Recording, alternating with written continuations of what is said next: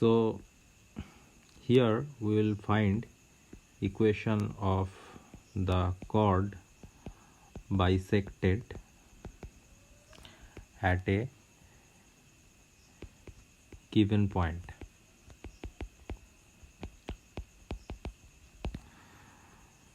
So suppose the equation of the parabola is y square equals to 4ax, and we have a chord. Suppose this is P, this is Q, and this is the midpoint R.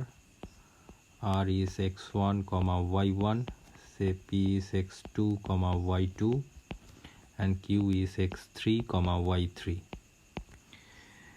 As PQ lies on the parabola y square equals to 4x, therefore y3 square is equal to 4ax3 and y2 square is equal to 4ax2.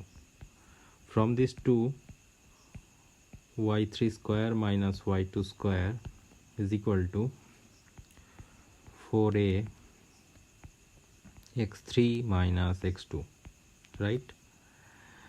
So from here, y3 minus y2 by x3 minus x2 is equal to 4a by y2 plus y3. Now as x1 y1 is the midpoint of P and Q, so this is equal to 4a by 2y1, that is 2a by y1. So from this is the slope of the line PQ. So the slope of the line PQ is this. Therefore the equation of the line PQ is y minus y1 is equal to slope 2a by y1 into x minus x1, that is y1 minus y1 square is equal to 2a x minus x1, that is y1 minus 2a x plus x1 is equal to y1 square minus 4ax x1.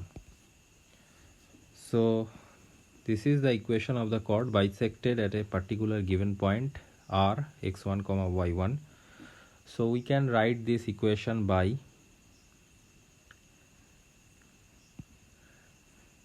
T is equal to S1, where S1 is this expression and T is this expression.